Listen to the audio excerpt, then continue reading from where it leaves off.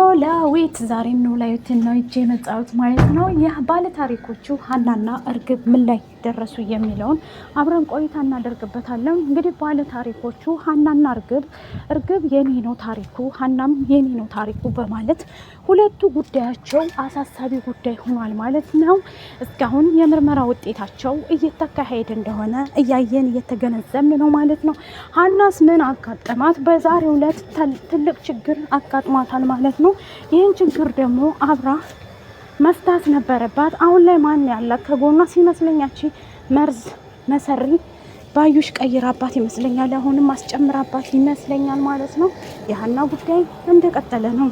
ሀና አሁን ላይ ትልቅ ህልም ላይ ነው ያለችው ማለት ነው። ብዙ ነገሮችን እያጣች ትገኛለች ማለት ነው። ውድ ፋሚሊዎቼ ሀኒ ያለችበት ሁኔታ አሳሳቢ ጉዳይ ነው ማለት ነው። የሀና አባት 200 ሺህ ብር ነበር የተባለው። ሰላም ጤና ይስጥልኝ ውድ ፋሚሊዎቼ፣ እንዴት ናችሁ? ደህና ናችሁ ወይ? የህይወት ፋሚሊዎች ላይክ፣ ሼር፣ ሰብስክራይብ ያደርጋችሁ የዚህ ቻናል ቤተሰብ ፋሚሊ መሆን ይችላሉ። ዛሬ ወደ ባለ ታሪኮቹ ስንመጣ ሀናና እርግብ ናቸው። ባለ ታሪኮቹ እንደቀጠለ ነው ታሪካቸው። የእነሱን ታሪክ እንግዲህ ይዘናል። ምን ላይ ደረሱ የሚለውን ከሁለቱም ከሀናም ከእርግብም የፀጉር ላሙና ተወስዶ ምርመራቸውን እያካሄዱ ፈርመዋል። ሁለቱም ገብተው ግን ግራ አጋብቷታል ማለት ነው። ባለ ታሪኳ ሀና ግራ እንደተጋባች እንደዚሁም ደግሞ ግራ ያጋባት ነገር ሀኒን ከዚህ ሌላ ትልቅ ችግር እንደተጨመረባት ነው የምታውቀው። ምንድነው ችግሯ? ሀና አባቷን ለማሳከም 100 ሺህ ብር አሰሪዋ እንደሰጠቻት ከዛም አሳልፋ ለሱ ብዙ ነገር እንዳረገችላት የተናገረች ነበር። ከዛም አልፎ ሀኒ የምታውቀው ጉዳይ ታሪክ የለም። አባቷን ከ100 ሺህ ብር ሌላ እኔ አሳክምልሻለሁ በእኔ ድርጅት ስም ብላት ነበር ማለት ነው አሰሪዋ። ከዛ ያለፈው ታሪክ አልፎ ሀና አሁን ላይ ያለችበት ሁኔታ በጣም የሚያሰግግና በጣም ችግር ውስጥ እንደሆነች ከ200 ሺህ ብር ነበር የተባለችው። አሁን ያንን የሚከፍልላት አሰሪዋ ነበረች ማለት ነው። እሱም ደግሞ ከዛም እንትን ብሎባት ጨምሮባት 600 ሺህ ብር መሆኑ ታወቀ። እሷም ግራ ተጋብቷት ዶክተሩ ሲነግራት ድንግጥ ትልና ዶክተር ከየትስ ምን አይነት ጣጣ ውስጥ ነው የገባሁት ትለዋለ። እሱም ደግሞ አታስቢ ችግር የለም እያለ ያበረታታታል። ሀኒም ማለት ነው ይቺ መሰሪ ባዩሽ ትመስለኛለች። ባዩሽ እንግዲህ የምትመክራት እርግብን እሷ ነች። አሁን ላይ ነብር ሆናባታለች ሜላትም ማለት ነው። ይህን ሁሉ ተሰማች በኋላ ሜላት አንቺ የኔ ልጅ አይደለሽም እርግብ ነች እያለ ነው። እርግብ እንግዲህ የእውነት የሷ ልጅ ናት ባለ ታሪኪቱ ሀና እንጂ ይችኛይቱ የሀሰት መረጃ ይዛ እኔ ነኝ ባለ ታሪኳ አንቺ አይደለሽም በመባባል እዚህ ደርሰዋል ማለት ነው። በቅርብ ቀን ደግሞ የምናውቀው ይሆናል። የሀና ቤተሰቦችም እውነቱን ለማወቅ መስፍንም እባክሽ አባትሽ የትዝክ ሐኪም ቤት ከተኛ እኔ ላየው እችላለሁ ሀኒ ይላታል። እሷም ደግሞ አይ በፍጹም ልታየው አትችልም ሀና አይቻልም፣ ምክንያቱም አባዬ እኔን አልነገርኩትም እዚህ እንደምገባና ምርመራ እንደማረግ አያውቅም። ምንም የሚያውቀው ታሪክ የለም። ቤተሰቦቼን እያፈላለኩም እንደሆነ የሚያውቀው ታሪክ የለም ትላለች። ምርመራ እንደማረግም አያውቅም፣ አልነገርኩትም። ስለዚህ ይሄንን ነገርኩት ማለት በጣም ያዝንብኛል። ስንት ነገር ሆኖ እኔን እንዳሳደገኝ ብታቅ ትለዋለይ። እሱም ደግሞ ምን ችግር አለው ብተዋወቀው ስላላት ነው። እሷ በፍጹም አትተዋወቅም። እሱን ተዋወቅ ማለት በጣም ግራ የሚገባ ነው ትለዋለች። አሁን ላይ ያለችበት ሁኔታ ሀንዬ አሳሳቢ ጉዳይ ላይ ነው ያለችው። የሀና ጉዳይ እርግጥ እያሳሰበንና በጣም ችግር ውስጥ እንደሆነ ሁላችንም እያየ ነው እየተገነዘብን ነው። በቅርብም ቀን ደግሞ እውነቱ ወጥቶላት የምናየው ይሆናል። ባለ ታሪኮቹ እንግዲህ እንደቀጠለ ነው ታሪካቸው። ወይዘሮ ሜላትም አሁን ላይ ነብር የሆነችበት መንስኤ ምንድን ነው? ሀና እሷ ራሷ ልጇ ናት፣ ግን ይችኛይቱ ደግሞ እኔ ነኝ ልጅሽ፣ እሷን ታያት፣ የራሷ ጉዳይ፣ የነሱን ወሬ አትስሚ እባክሽን እማዬ እያለች ትላታለች።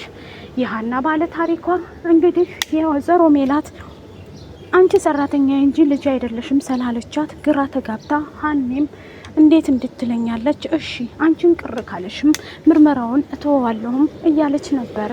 ምላሴም እንግዲህ ምግብ አልበላሁም እማዬ ይላታል ከስራ ስትመጣ ሜላትም ደግሞ ያቺ ሀና ምግብ ሳሰራልህ ነው ወይ የሄደችው እኔ ልስራልህ ምላሴ ትለዋለች። አይ አንቺማ ደክሞሻል እኔ ራሴ እሰራለሁ። እንዴት ይህን ያህል ሀና ምን ብታደርግሽ ነው እማዬ እንደዚህ እምጮህባትና እንትን የምትይባት ይላታል ማለት ነው። እሱም ግራ ተጋብቶ እንዴት እንደዚህ ትያለሽ እማዬ ይሄ አሳሳቢ አይደለም እኔ ራሴ ሰርቼ ምን የመሰለ ምግብም አበላሻለሁ አታስቢ ይላታል።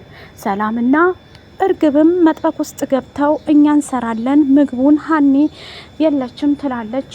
እንዴት ይህን ያህል ግን ሀና ምን ብታደርግላችሁ ነው ሀናን የምትወዷት ትላለች እርግብም ማለት ነው። ሀና ማለት ለኛ ብዙ ነገር ናት ለዚህ ቤት ትላታለች። ሰላምን መልሷን ትሰጣለች ማለት ነው። መልስ የሰጠችበት ምክንያት ምንድነው? እርግብንም ለማቃጠል ይመስለኛል። ብዙም አትወዳትም ሀኒ ማለት ነው። እርግብን ብዙም አትወዳትም።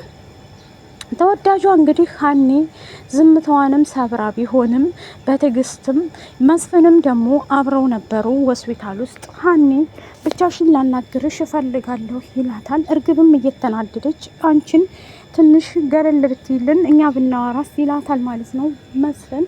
እሷም እየተበሳጨች እንዴት እንዲህ ይለኛል እንዴት አብሮ እንደዚህ እንትን አይለኝም ብላ በጣም ትናደድና ወደ ቤታቸው በቃ አንቺም ወደ ቤትሽ ሂጂ እኔም ወደ ሐኪም ቤት ልሄድ ትላለች። ሀናም ማለት ነው ያው አባቷ ሐኪም ቤት ውስጥ ስለሆነ ያለው ማለት ነው የሀና አባት ሐኪም ቤት በመሆኑ ሁላችንም እናውቃለን ሐኪም ቤት ውስጥ ስለሆነ ማለት ነው። ከዚህም በኋላ ደግሞ ብዙ ነገሮች ይፈጠራሉ በእርግጥ እናውቃለን ግን እንደዚህ በመሆናቸው ደግሞ በጣም አዝነናል። የሀና እውነተኛ ታሪክ ቢመጣ ብለን እንመኛለን። ምክንያቱም ምርመራውንም አሁን ሊቀየርባት ስለሆነ ግራ ተጋብታለች ማለት ነው። እሷ የምታውቀው ታሪክ የላትም እርግብ።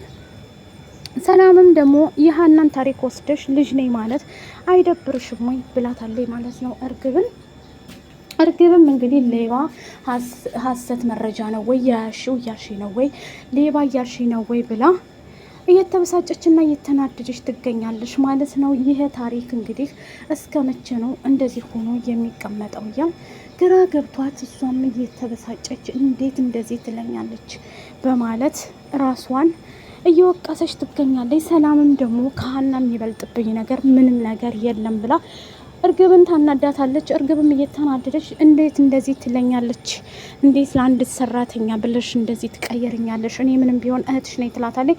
እህትነቱ ምርመራው ላይ ነው የምናውቀው። ስለዚህ ምንም የማውቀው ታሪክ ስለሌለ ሀኒን ነው ማስቀድመው ብላለች ማለት ነው። ሀኒዬ እንግዲህ እስካሁን ድረስ ውጤቱ አልመጣላትም። ግን አንዱን ጨረስኩ ስትል አንዱ እየተደራረበባት በጣም ግራ ተጋብታለች ማለት ነው። ባለ ታሪኳ ሀኒ ታሪኳን የቀማቻት እርግብን ብትሆንም በቅርብ ቀን ግን እውነቱን ልናቅ ግድ ይለናል ማለት ነው። የሀና ቤተሰቦች ሜላትም እንግዲህ እውነትን እየተቀበለች አይደለም ማለት ነው። እውነትን ያልተቀበለችበት ምክንያት ስላለ ነው። ባይ